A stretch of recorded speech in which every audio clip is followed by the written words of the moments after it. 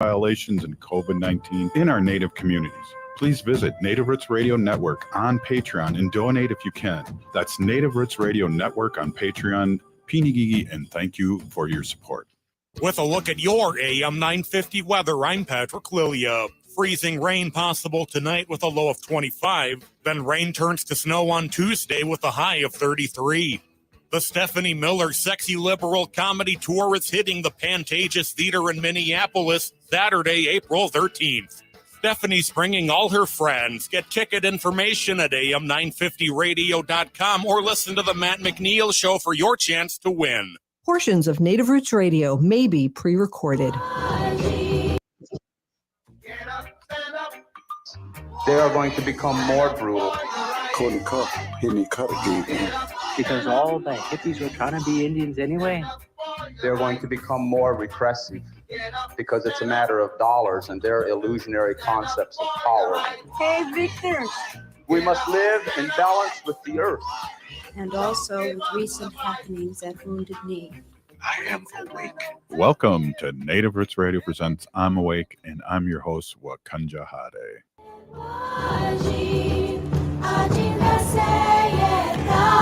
Hey, Kadagi to all my friends and relatives in four directions. You are listening to Native Roots Radio presents I'm Awake, and I'm your host, Robert Pilot. Hey, we discuss local, national, Native news and events, and as you know, Wendy, Native issues are human issues, and human issues are Native issues. This portion of the show is supported by the Native American Community Clinic on Franklin Avenue in Minneapolis, honoring health and tradition. Hey, Wendy, we got a jam-packed show here as usual. You'll do your sacred animal segment here at the end, and we have Leya Hale, and she is the producer and director of the documentary The Electric Indian, which is going to be on at 8 p.m. on Tuesday, the 26th on TPT. And then after it's on TPT, it'll be on all the streaming availability for everyone to see it around Turtle Island. I've had a chance to see it, and it was amazing. And it made me really, really miss Henry. So Henry Boucha, that's the story of Henry Boucha, who was a famous hockey player. Right. Yeah. Probably, if not the best high school hockey player that the state's ever seen. He went right to the NHL or he went on the Olympic team, the 1972 Olympic team at 19 years of age. And they got a silver after 4 years earlier being totally humiliated. And it was a huge thing for the United States, and it was huge for hockey all around. And then he ended up playing for the Philadelphia Flyers, the North Stars, tragically injured by a person that hit him at the back end of his stick and saw double vision the rest of his life, and he was out of hockey by the time he was 25. He also played for the Minnesota Fighting Saints, which when I was young, that was the Cats Pajamas here in St. Paul, a professional hockey team fighting against the Minnesota North Stars for fans. But, he's a legend to anyone that's ever put the skates on, and people know him all across. And it was we saw him last at Shakopee's powwow, and I think he passed away 2 weeks later, which was really kind of a shocker for all of us to hear. So that's what we're going to be talking to Leya Hale, who is the producer and the director of that autobiography that's going to be on TPT on 8 p.m. On Tuesday. So The Electric Indian. Wow, that sounds awesome. I'll have to check it out. Definitely. And I was able to watch it, and there were some things because, you've seen pictures of him and autographs that we've had of him, and he had a lot of books that always sold out that were autographed books of his autobiography at the Native Roots Trading Post, Wendy, and we always sold out of them. Yeah, we had them at the Minnesota State Fair last year too, and they sold out. So, yeah. Yeah, definitely. And people know him, know who he Mhm. was. And it's sad that he's gone. But what a tribute this documentary is. It's well done. And I don't know why I always say this. We went to see the play in Broadway, Between Two Knees, and we both went, "Wow, that was really good." Like we were all surprised. I don't know why we should be surprised, because we have a lot of good filmmakers and artists in the Native community. But I was like pleasantly surprised by the way the story was told, and Aaliyah Mhm. did a great job. That's great. Looking forward to hearing from her and watching the documentary autobiography. Yeah, looking forward to it. Robert, can I just mention something really quick Of here? course. Yeah. Yeah, and I'm going to mention it later too in my segment, but Howling for Wolves is having Wolf Day at the Minnesota State Capitol. And if you go on Howling for Wolves, their page, you could just click on events and register for this really awesome event that Howling for Wolves is sponsoring, Wolf Day at the Capitol. It takes place on Wednesday, April 17th. And it's a day event, and you get to talk with your House representative and your senator about why we should keep wolves safe here in Minnesota. So they are not able to be hunted right now, but that does not mean they are safe indefinitely. So we really need to just ban it completely so that this never comes up again. And I'll talk a little bit about it again in my segment later on in the show. But I just wanted to put that out there. Yeah, I Yeah. already registered. I'm ready to go. You get a T-shirt. They have a light lunch, and you meet a lot of awesome people who are like-minded people who want to save our Minnesota wolves. And it's a great time at the Minnesota State Capitol. Well, Wendy, you do such a great job when you go there. I've seen you in action, and all our politicians know who you are, because you're a great spokesperson for our sacred animals. It's really funny. My greatest fear in life is public speaking. It really is. I really get nervous. I get a pit in my stomach. I don't like to do it at all. My mouth gets all dry. But I have to just keep reminding myself that I'm not doing this for me. This is not for me. This is for, the wolves. This is for other animals that don't have a voice, and that I am their voice. And that gives me strength and courage. So if you're, nervous about meeting with your legislators about banning wolf hunting in Minnesota, don't think about it being for you. Just think about the wolf. Or if you're talking about any other animal advocacy legislation, just know that you're talking for the animals who don't have a voice, and that will give you courage. So I just want to Yeah. put that out there. Yeah. It's funny, you're the co-creator of Native Roots Radio and co-creator of Pilot's Progressive Party, the old radio show, and you have stage fright. I would not know that.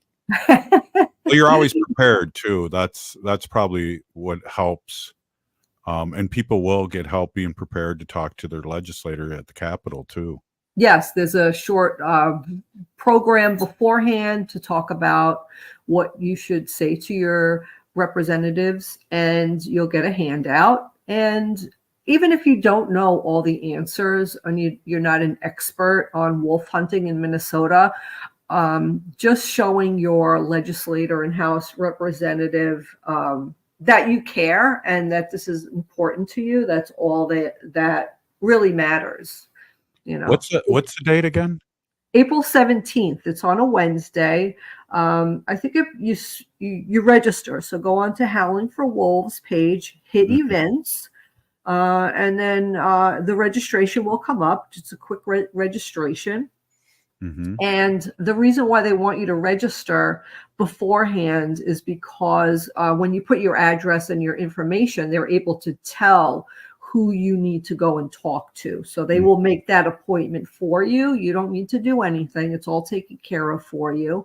And then you come to the Capitol, you get your T-shirt, and And a poster.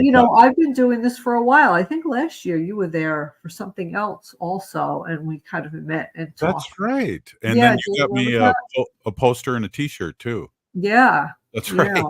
So Wolf Day at the Capitol, Wednesday, April 17th. It's from Minnesota to help our Minnesota Wolves be here for future generations. Wow, really good. And I'm glad you brought that up in the beginning of the show. Again, we're going to have Leya Hale on next, and she's the producer of the Electric Indian, which will be shown on Tuesday on TPT at 8 p.m. The Electric Horseman, the Electric Indian, excuse me, is the name of the autobiography of Henry, the great late Henry Boucha. Hey, we'll be right back after this short break, Wendy. Stay with us. Oh.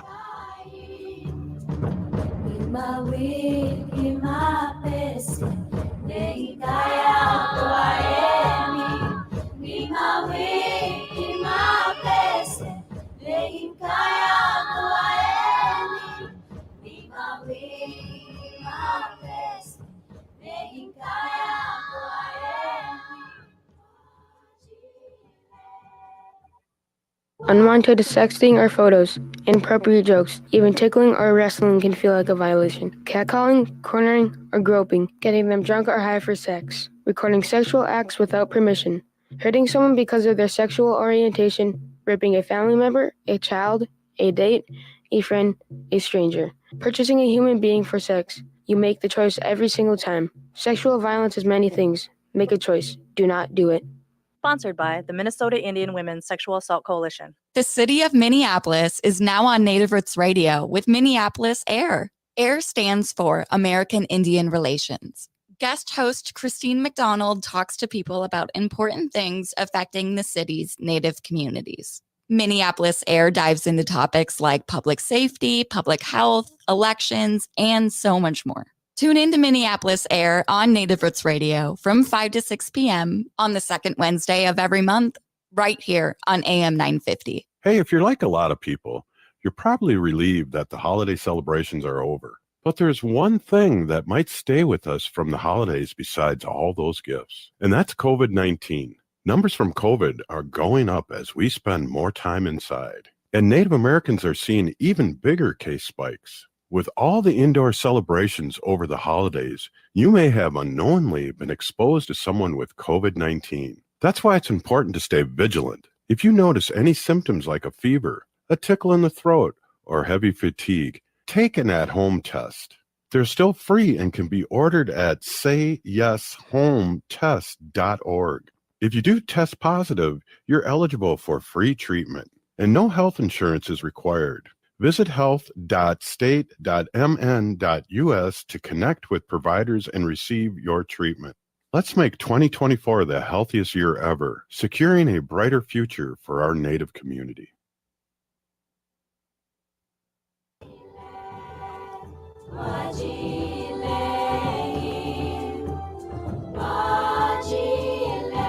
Hey, welcome back to Native Roots Radio presents I'm Awake, and I'm your host, Robert Pilot. This portion of the show is supported by Native American Community Clinic on Franklin Avenue in Minneapolis, honoring health and tradition. Hey, we are here with filmmaker Leya Hale, and we are talking about the Electric Indian, the documentary about our late great friend Henry Boucha, and we're really excited to have Leya on. Welcome, Leya. Hi, everyone. Thank you for having me. I really appreciate it. Well, we appreciate you too, and I finally have been able to see the documentary, and I am just so excited. What great work, what great music you have in the background, and I think one of the things that I was really happy and surprised with was all the great footage that you had of Henry when he was playing. Yeah, it was really awesome footage. And to me, I feel like that's probably one of the difficult things to do when it comes putting a documentary together, is researching and finding a lot of this, old footage, playing footage.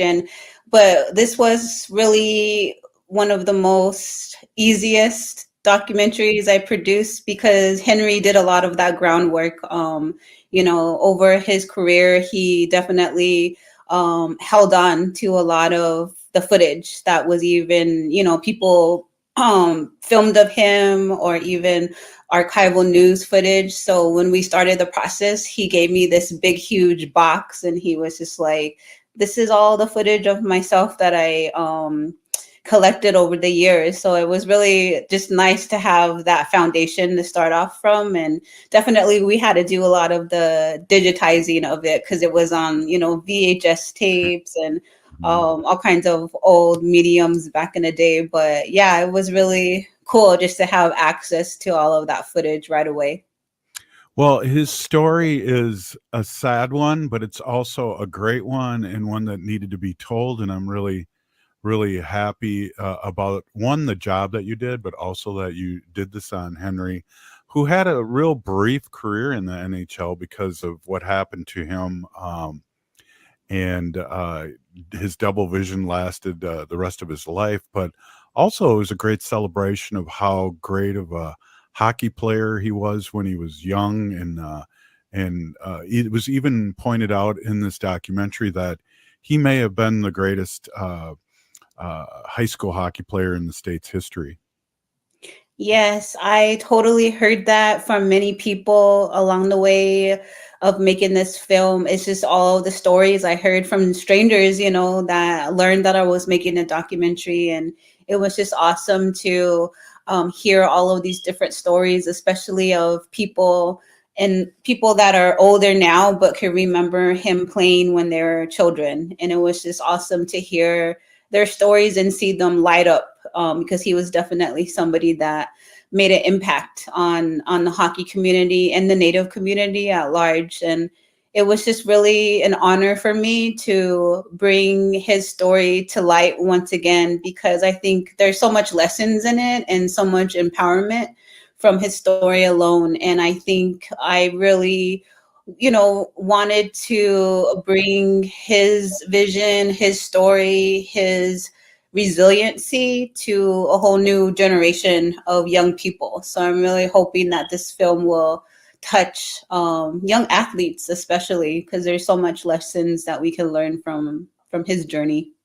Yeah, so many, and not really being brought up in the community and coming back to the community and the community, the creators speaking to him in many ways to come back to the community, and then joining forces with the parent committee up there, which I personally know is a huge deal because I was part of the parent committee in St. Paul for many years, and for schools, and really this was meant to be. His grandson was in the tournament. The timing, also, I know during the tournament that he put his a headband on to give a shout out to his grandfather, Henry.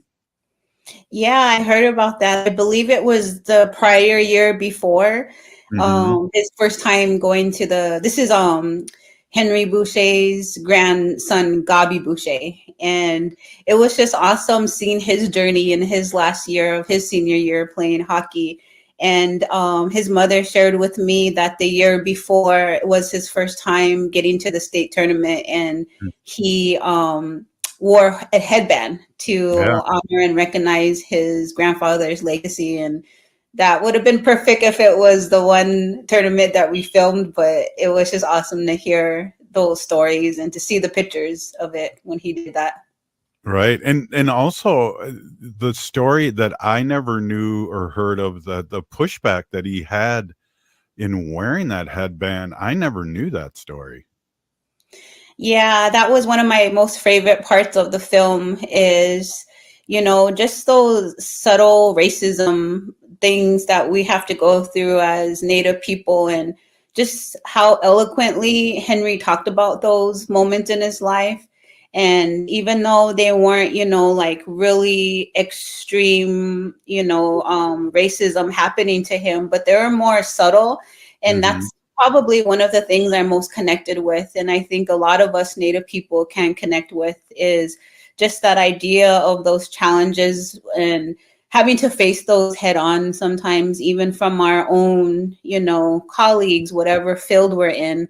Sometimes when we're in spaces where it's non-Indigenous and we, do our best to try and bring our culture into what we're doing, then sometimes we kind of get that pushback or those misunderstandings. And that's what I just loved about him. And in a way, it just kind of rolled off his back, and also he kind of used it, as a way to empower himself, and instead of the opposite, which could happen too to some of us, where sometimes people who don't believe in, our vision or believe in the things that we do that will help us become stronger, sometimes those things affect us and impact us negatively. But I just thought Henry's example of going through some of those difficulties, being the only native, probably in the NHL at that time on his team, the only native, and just kind of having to, navigate those indifferences,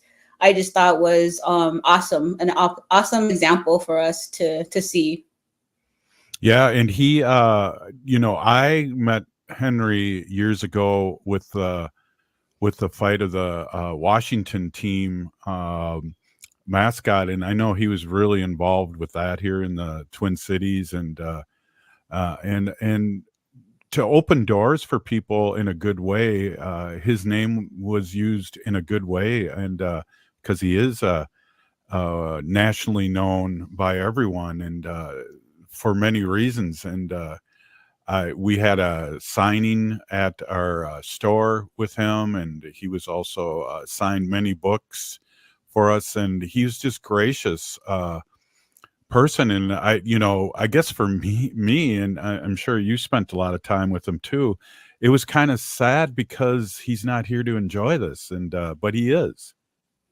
Yeah, I totally agree with that. But at the same time, like I mentioned earlier, how this was probably one of the easiest films that I had to produce, because he put so much of his heart into it and passion into it.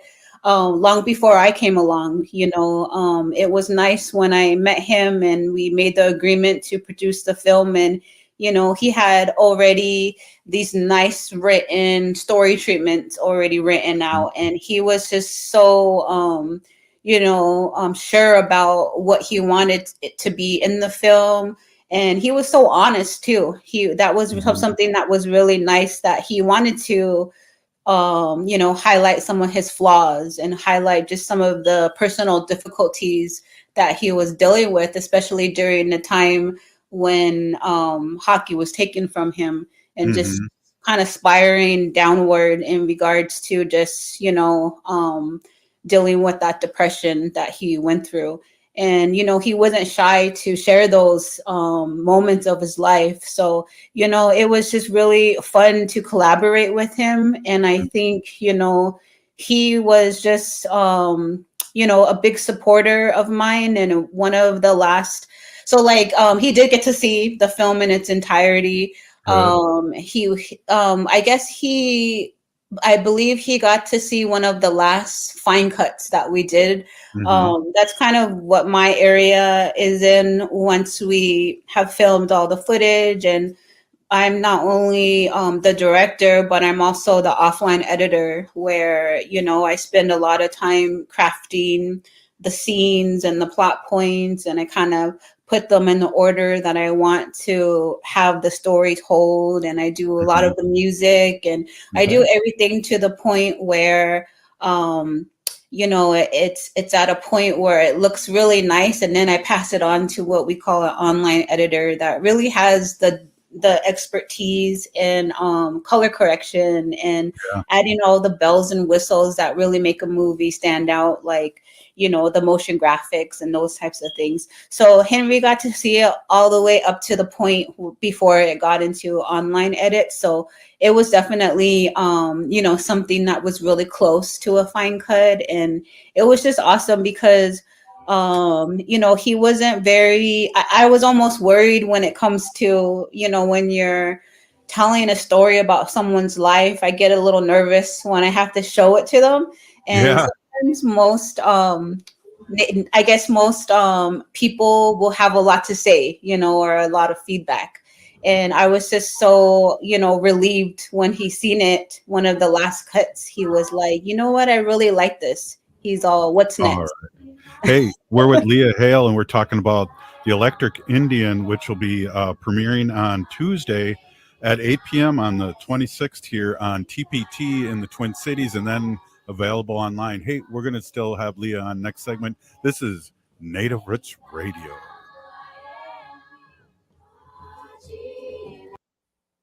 Attention transit customers. On Saturday, March 16th, Metro Transit will make changes to transit service within your community. As we do each quarter, we review our resources and ridership trends. These service changes continue our ongoing work to best serve customers throughout our system with our given resources.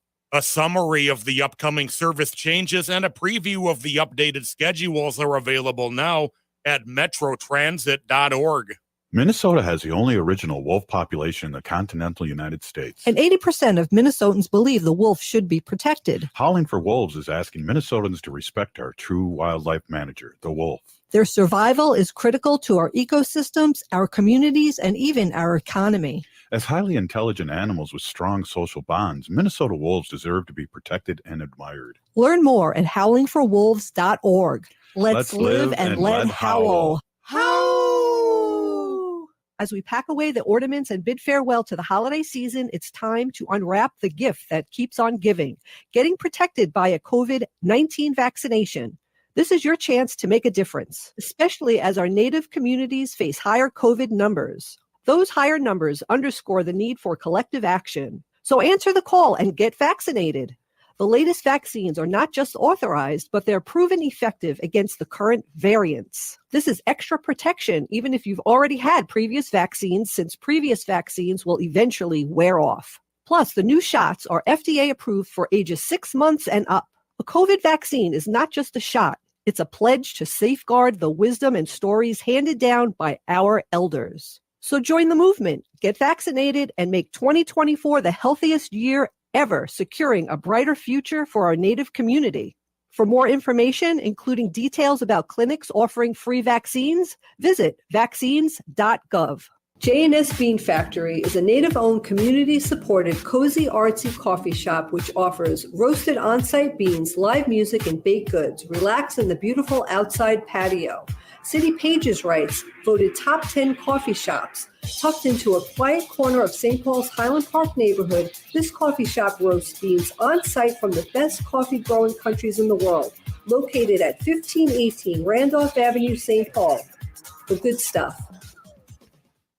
All My Relations Arts presents Okizi. Okizi means to heal, and the exhibition highlights the healing power of cultural revitalization for Native communities. Okizi showcases prints, mixed media, textiles, beadwork, digital collage, and glass sculptures by Native American and Sami artists. It explores Indigenous communities' active healing efforts through language revitalization, land back movements, and embracing traditional knowledge. Visit All My Relations Arts to experience Okizi through April 13th. More information at allmyrelationsarts.org. Hi, I'm Chuck Manette, owner of Native Concrete and Masonry. Whether it's cracks in your existing sidewalks, steps, chimney restoration, or a whole new project, you can trust our team to ensure satisfaction through detailed planning and precision. Native Concrete and Masonry is a Native American-owned business, and we have worked with our clients throughout the Twin Cities metro area. We work closely with our clients to accomplish our initiatives. Learn more at nativeconcretemasonry.com.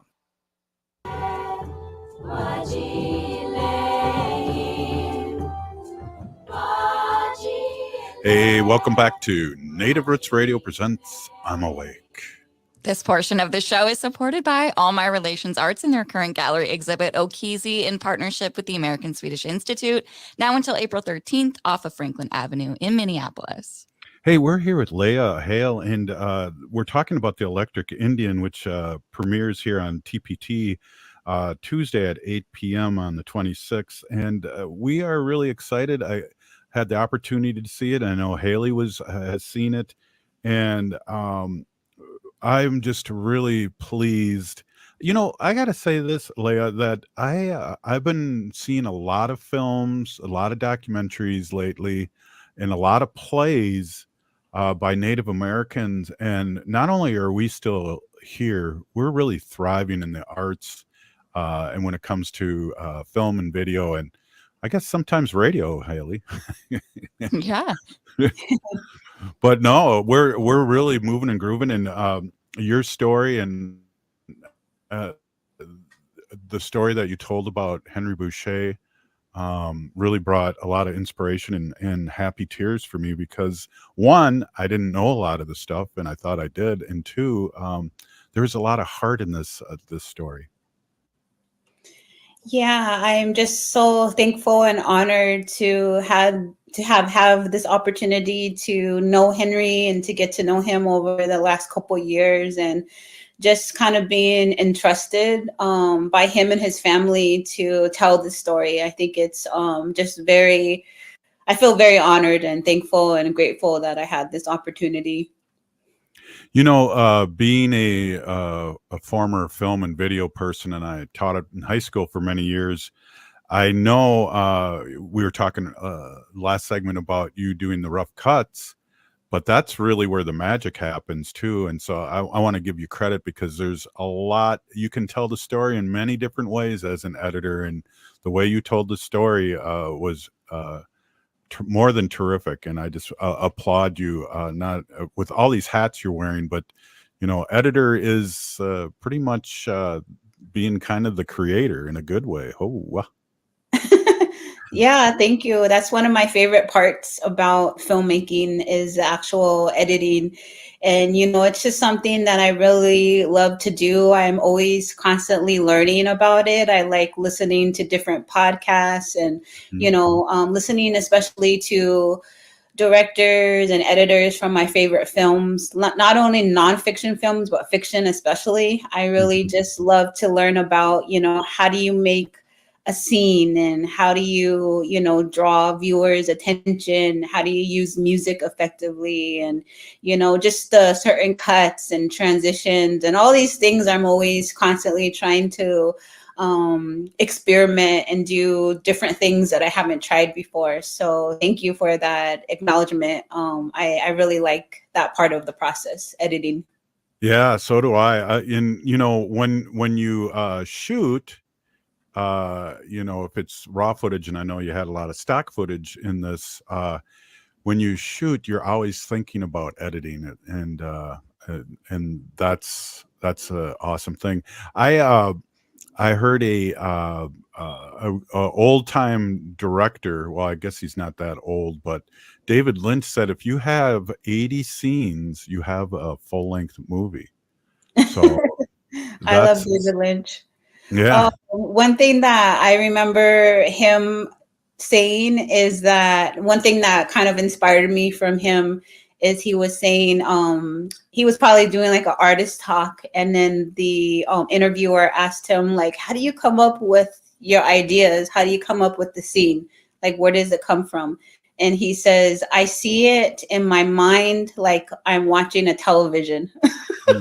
Yeah. And to me, I feel like that is true, you know, and he talks about the magic of when you see something in your mind, you know, you have to act on it and, you know, write it down, you know, or, you know, try to figure a way to make that happen, because it's so, he was saying it's so rare for us to do that, you know, take that idea and grab it while you can, because you know how we're constantly bombarded every day when it comes to, and then normally it's not like you sit at a computer and you're like, okay, I'm ready, you know, let's start thinking about it. It comes to you when you're in the shower, you know, when I'm driving my kids to school, and I get a lot of my inspiration from the music. And I know Keith Secola was one of my favorite, you know, Native musicians of all time. And I just thought his music fit well with the story, especially because Keith Secola and Henry Boucha both were born and raised up in northern Minnesota. And I would say that they just complemented each other really well. So part of my process is to figure out what are my favorite songs, come up with a playlist of songs that I want to highlight. And then I start listening to it every day, and then when I'm working out, when I'm driving my kids to school, when I'm washing dishes and cooking. And then those are the times when I start to visualize like, oh, this could happen, or I could have a scene doing this, or oh, this would be a nice transition. And then I go run and or on my phone, I'll put a little note to me. And then it reminds me of David Lynch when he said that, it's kind of like you see visually like, oh, I could see him walking to the hockey arena, and then he meets his old buddies from high school, and then you have to capture it.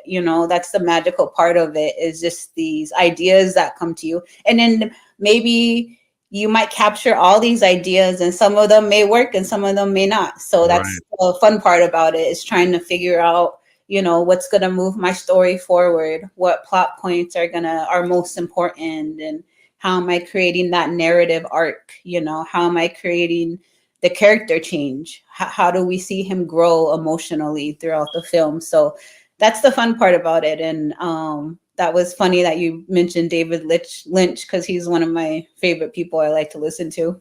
Right. And he's really, David Lynch is really a good teacher. I've seen some of his talks too. And again, teaching film and video in high school, I used to be really on top of that. You have to wonder though, when he did Blue Velvet, what was going on in his mind. But it definitely was a beautifully shot movie too. So that's another thing. The music, like you were saying, was just awesome. And I think like Tarantino does what you're talking about too, when it comes to almost picking out the library of songs before the scenes. And one of the things that I really noticed too, and I always think about this, is like, okay, I like this segue. Did you guys get a drone? You know what I mean? Because there's footage of them driving up to the res with the drone shot, and there's a lot of coordination in that, but that's a really nice, tasty segment changer too.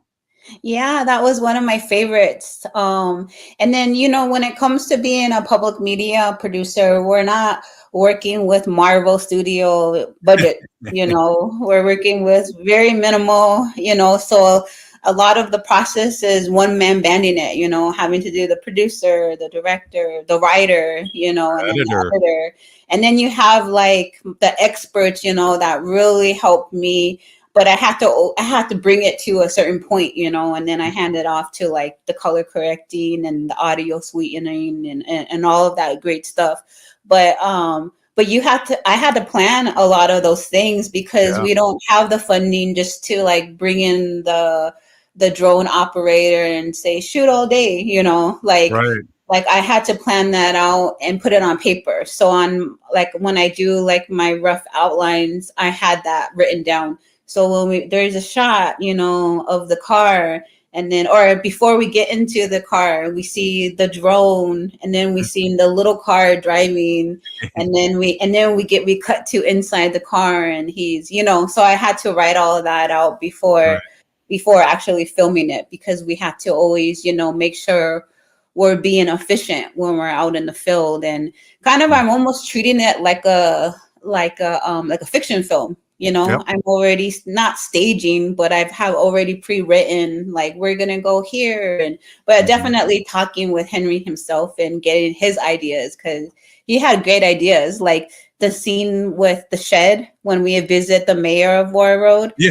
We see his awesome car collection and all of these cool memorabilia, photos on the wall. And I didn't even plan for that to happen. Henry just kept saying, let's stop by the shed when we were filming, interviewing him in the car. And I was like, what's the shed? And then here, when we got there, it was just like, oh, this is perfect. It's all this hockey stuff, memorabilia on the wall. And then I didn't even expect to interview that. And it just happened. And here the mayor was there during his first eye injury that took place in the high school tournament. So I was just like, wow, that was a cool gem that just came out of nowhere. So definitely it's awesome when you're able to plan things, but then because it's life and, you know, reality, then other things end up unfolding. And then that makes the story even better because a lot of that unexpected stuff we get on camera too. So that's kind of like Francis Ford Coppola.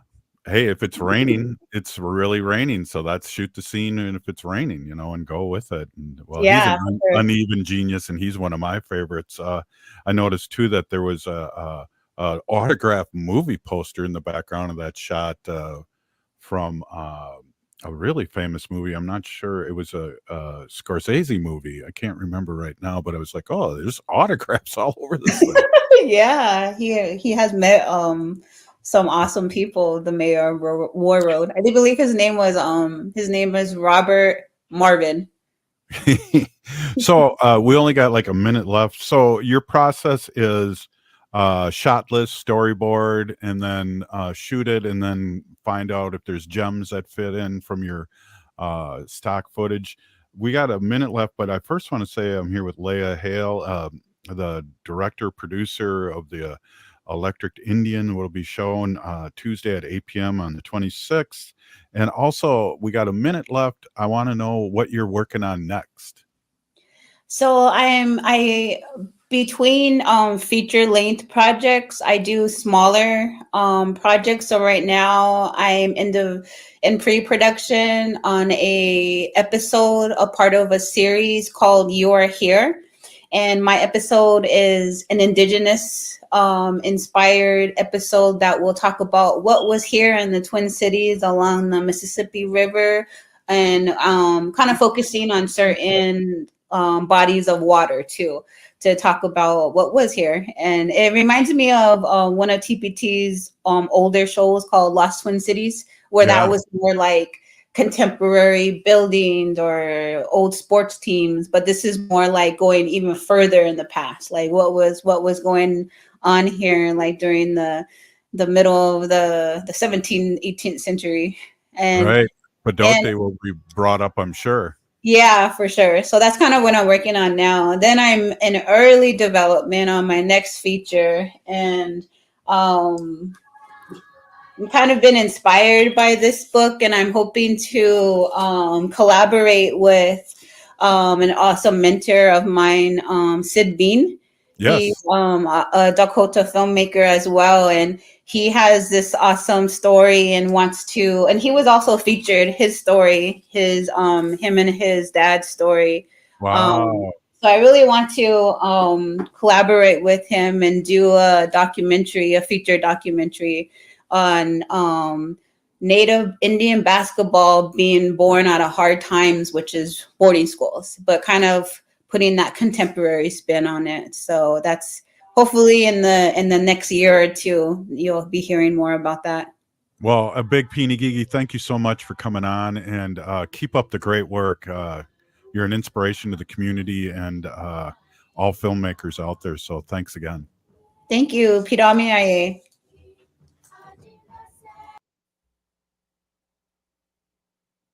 To Native Roots Radio.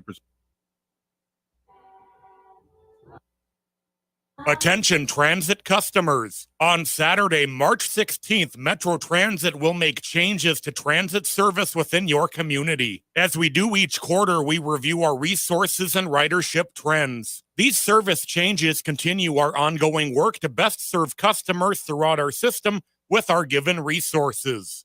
A summary of the upcoming service changes and a preview of the updated schedules are available now at metrotransit.org. The city of Minneapolis is now on Native Roots Radio with Minneapolis AIR. AIR stands for American Indian Relations. Guest host Christine McDonald talks to people about important things affecting the city's Native communities. Minneapolis AIR dives into topics like public safety, public health, elections, and so much more.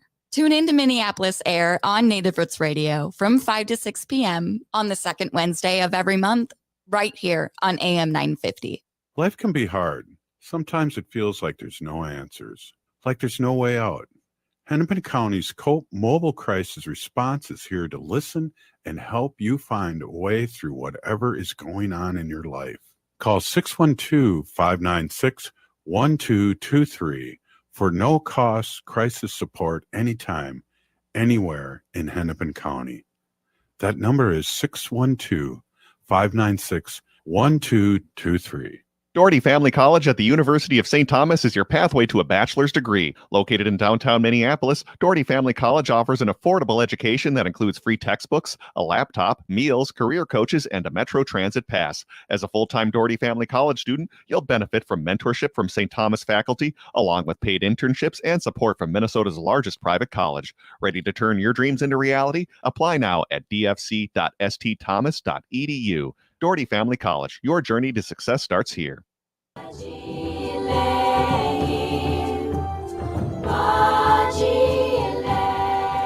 Hey, welcome back to Native Roots Radio presents I'm Awake, and I'm your host, Robert Pilot.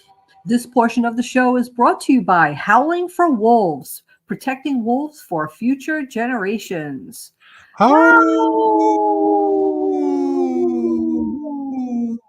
Good one, Wen. Hey, I want to introduce my awesome, beautiful wife, Wendy. You heard earlier on, talks about our sacred animals, which are sacred to everyone across Turtle Island. And I've learned so much over the years. And thank you so much, Wendy, as always, for coming on. Take it away. Yes. Hey, everybody. My name is Hanaji Hihani. That means cares for them. I was given that name by my Dega Curtis. Curtis goes by Mashke Hanajinga, which means walks on white clouds. I'm a humane policy volunteer leader for the Humane Society of the United States, and I work on animal issues at the local and state level, and it's always my pleasure to do that. And as I mentioned earlier, I'll just quickly remind everyone to go to Howling for Wolves, click on events. They're having a wonderful event on Wednesday, April 17th at the Minnesota State Capitol. The purpose of the event is to ban wolf hunting for good. So check that out, register, and I'll see you at the Capitol on April 17th. I'm looking forward to it. I can't remember how many years I've been doing it. I don't know. It feels like 5 or 6, maybe. Oh, with Howling for Wolves, probably longer than that. And then you think so? Yeah. Because they've been a sponsor. They were, I think, one of the first sponsors we had. Yeah, I'm not sure how long they've been doing Wolf Day, though, but maybe you're right. Yeah, I just feels like I've been at the Capitol for a long time. So that's always a good thing to do. But yeah, we have some exciting news here.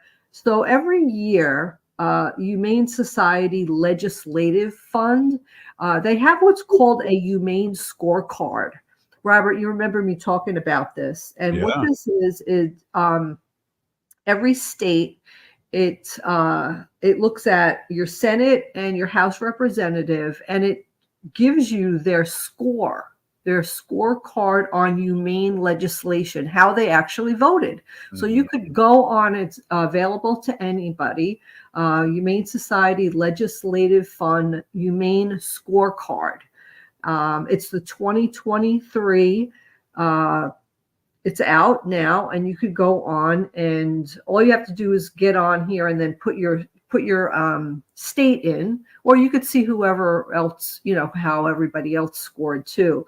But I just looked up the Senate. So in Minnesota, we have Amy Klobuchar and we have Tina Smith. Right.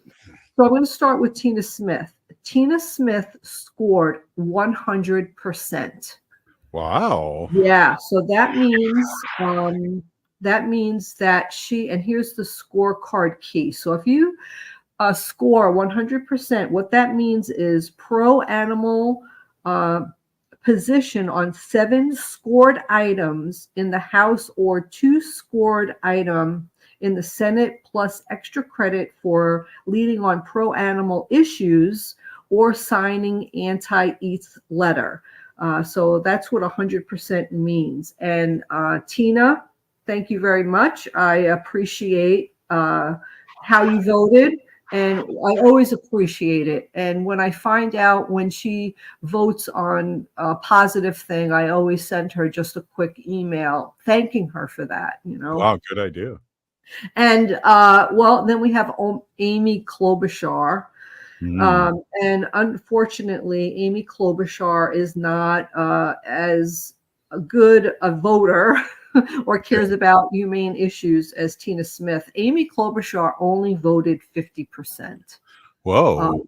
Yeah, that's pretty bad. So she really needs to step up her game and look at legislation. And if Amy Klobuchar is your senator for Minnesota, and you know that she only voted 50% and she doesn't really care about animal legislation, send her an email. Tell her you're mad. Tell her you're disappointed. If more people do that, it probably would help. Yeah. If she would. Now I'm going to go. I just need a second here to look at our House to see how our House. Okay, so our House of Representatives, Ilhan Omar, 100%. Yes. Let me get the applause here. Yes. That sounds really bad over the computer. Betty McCollum. 100%. For sure. 100%. Little disappointed with this. Dean Phillips, 71%, but not horrible. Angie Craig, only 57%. Jeez. And then we have other people who did not vote at all. Tom Emmer, Brad Finstead, Michelle Fishbach, yeah. And Pete Stauber. They did not vote on any of the legislation, which really doesn't help. All Republicans. Yep. They were all Republicans, so they didn't even vote at all. So what I would do is I'll send a little email to Angie Craig and thank her for the things that she did vote on, but maybe ask why didn't you vote on this? Or how could I help you understand why it's important to vote on this? You know what I mean? Right. They always like to hear from their constituents. We're their constituents. So that's what, it's important to do that. Yeah. So it's really interesting to see how people, vote, why, and great check tool. that out. Yeah, it's important, right? And the other thing I want, what's that, babe? I said it's a great tool too. Yes, it is a great tool. So the Humane Society of the United States does that every year.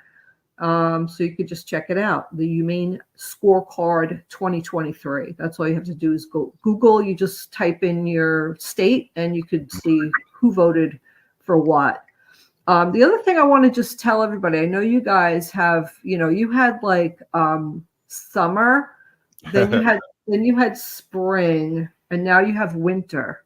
Like everything's a big mishmash.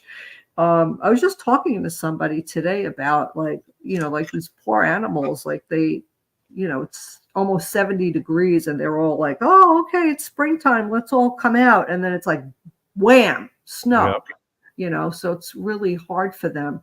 But spring will be there soon, I'd imagine. And I want to just remind people to check their lawns before they mow the first time for little bunny nests. So bunnies, it's like the weirdest thing. Like, most animals, like they go someplace high in the trees or like behind things where people aren't, and they build their nests, right? Because they're safe and they're away from human beings. But bunnies are not that smart, unfortunately. Yeah, they're really cute, but they'll just make a nest right in the middle of a lawn.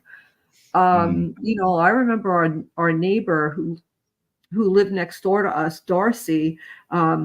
She was really a kind soul and she loved animals, but she always had like these hunting dogs. And the weirdest thing is like every year a bunny would come in her yard and just dig a little nest right in the lawn. It's like right under the surface of the lawn. And she would find them and put little fences around them so the mama bunny can go in and out, right? Yeah. But the babies were safe against like the lawnmower and the dog. So that's what you want to do. So you want to just check out your lawn and make sure that you don't have any bunnies in the lawn before you mow, because, then you kill them, and then you could just place like a laundry basket or some type of little fencing where the mother can get in and out, but the animals are safe. Wendy, we'll have to talk more about that. You being in New York right now, we have no lawn, we just have snow. But I know. We'll talk more about that, and I will be seeing you soon. And this is Native Roots Radio presents I'm Awake. We're still here. We are the seventh generation. Free Leonard Peltier.